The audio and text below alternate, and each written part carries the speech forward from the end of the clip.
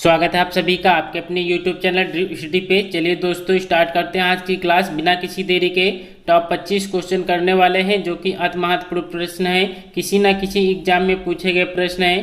पहला प्रश्न आपकी स्क्रीन पर दिया गया है, संरचना शब्द के लिए कौन सा पर्याय शब्द अनुचित है? कौन सा पर्याय शब्द अनुचित है? नीचे दिए गए ऑप्शन में से संरचना शब्द के लिए कौन सा पर्याय अनुचित है? तो ऑप्शन नंबर सी जो है उद्भावना जो है इसका बिल्कुल सही जवाब होगा। अगला प्रश्न आपसे पूछा गया है, किस वर्ण का उच्चारण स्थान कंठ ताल है? किस वर्ण उच्चारण का स्थान कंठ ताल है? नीचे दिए गए ऑप्शन में से सही जवाब बताना है। तो ऑप्शन नंबर बी जो है इसका बिल्कुल सही जवाब होगा। ए जो है ये कंठ वर्ण जो है उच्चारण स्थान कंठ ताल से है, तो ऑप्शन नंबर बी इसका बिल्कुल सही जवाब होगा। अगला प्रश्न आपसे पूछा गया है, निम्न में कौन सा व्यंजन संघर्षी है? संघर्षी व्यंजन कौन सा है? नीचे दिए गए ऑप्शन में से संघर्षी व्यंजन बताना है। तो हाँ जो है ये संघर्षी व्यंजन होता है, तो ऑप्शन नंबर ए जो है इसका बिल्कुल सही जवाब होगा।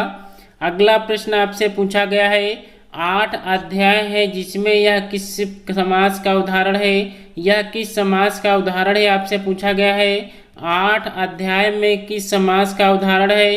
तो नीचे दिए गए ऑप्शन में से सही जवाब बताना है। तो बहुब्रीहि समास जो है इसका बिल्कुल सही जवाब हो जाएगा। तो ऑप्शन नंबर बी इसका बिल्कुल सही जवाब होगा। अगला प्रश्न आपसे पूछा गया है, वह मुझसे अलग रहता है रेखांकित शब्द के आधार पर बताइए कि यहाँ कौन सा कारक है? यहाँ कौन सा कारक है? तो अलग होने की जब स्थिति आती है तो वहाँ पे अपादान कारक जो होता है, तो ऑप्शन नंबर बी इसका बिल्कुल सही जवाब हो जाएगा। अगला प्रश्न आपसे पूछा गया है, यातुधान का पर्यायवाची शब्द कौन सा है? कौन सा इसका पर्यायवाची शब्द सही होगा? तो यातुधान का पर्यायवाची शब्द जो होता है वो निशाचर होता है, तो ऑप्शन नंबर डी इसका बिल्कुल सही जवाब होगा।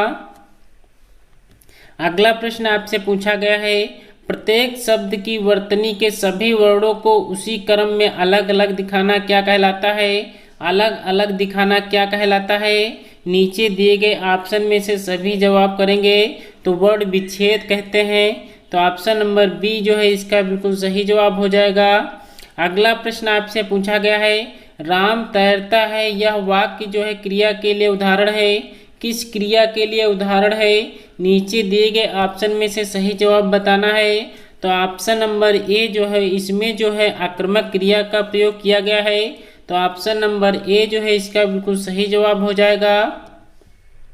अगला प्रश्न देखते हैं क्या पूछा गया है, आज का काम कल पर नहीं छोड़ना चाहिए। इस वाक्य में कल यह शब्द किस प्रकार का है ये आपसे पूछा गया है। तो कल जो है काल जो है अवध से मतलब होता है, तो अवध का मतलब जो हो जाएगा काल होगा, तो ऑप्शन नंबर सी जो दिया गया है बिल्कुल सही जवाब दिया गया है। अगला प्रश्न आपसे पूछा गया है, संख्याओं के जिस रूप से उनकी संख्या का बोध होता है उसे व्याकरण में क्या कहते हैं? उसे व्याकरण में क्या कहते हैं? नीचे दिए गए ऑप्शन में से क्या कहते हैं? तो वचन कहते हैं, तो ऑप्शन नंबर ए जो है इसका बिल्कुल सही जवाब हो जाएगा। अगला प्रश्न आपसे पूछा गया है, जिसमें किसी भी प्रकार के बे अर्थात परिवर्तन या विकार ना हो वहाँ पर कौन सा होता है? वहाँ पे कौन सा होता है आपसे पूछा गया है। तो अव्यय जो है इसका बिल्कुल सही जवाब होगा। जिसमें किसी भी प्रकार का बे अर्थात परिवर्तन या विकार ना हो वहाँ पे अव्यय होता है, तो ऑप्शन नंबर डी जो है इसका बिल्कुल सही जवाब होगा। अगला प्रश्न आपसे पूछा गया है, सिर आँखों पर बैठाना इस मुहावरे का सही अर्थ बताना है।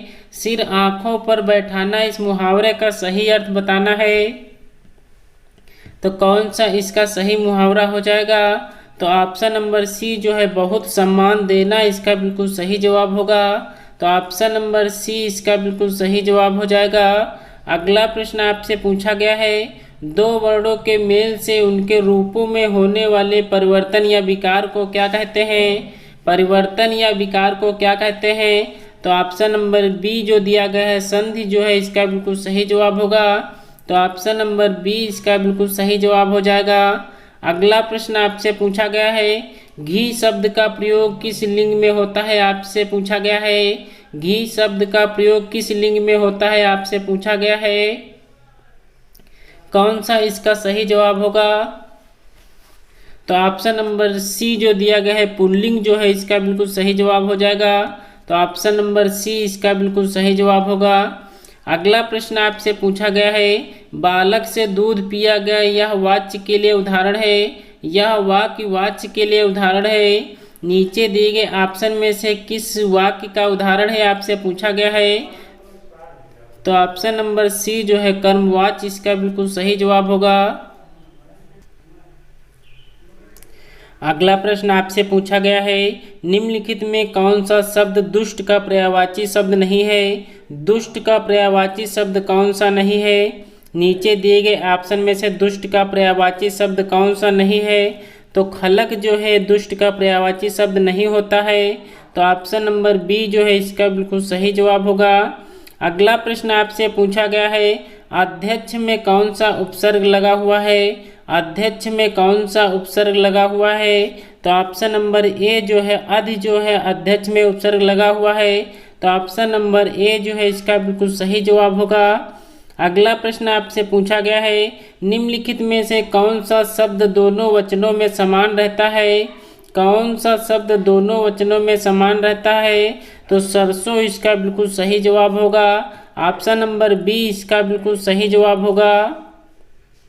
अगला प्रश्न आपसे पूछा गया है यथोचित का सही सन विच्छेद है। यथोचित का सही सन विच्छेद करना है। तो कौन सा इसका सही जवाब होगा। तो ऑप्शन नंबर सी जो है यथा धन उचित इसका बिल्कुल सही सन विच्छेद होगा। तो ऑप्शन नंबर सी जो है इसका बिल्कुल सही जवाब हो जाएगा। अगला प्रश्न आपसे पूछा गया है द्वंद्व समास में कौन सा पद प्रधान होता है। द्वंद्व समास में कौन सा पद प्रधान होता है। तो नीचे दिए गए ऑप्शन में से द्वंद्व समास में कौन सा पद प्रधान होता है।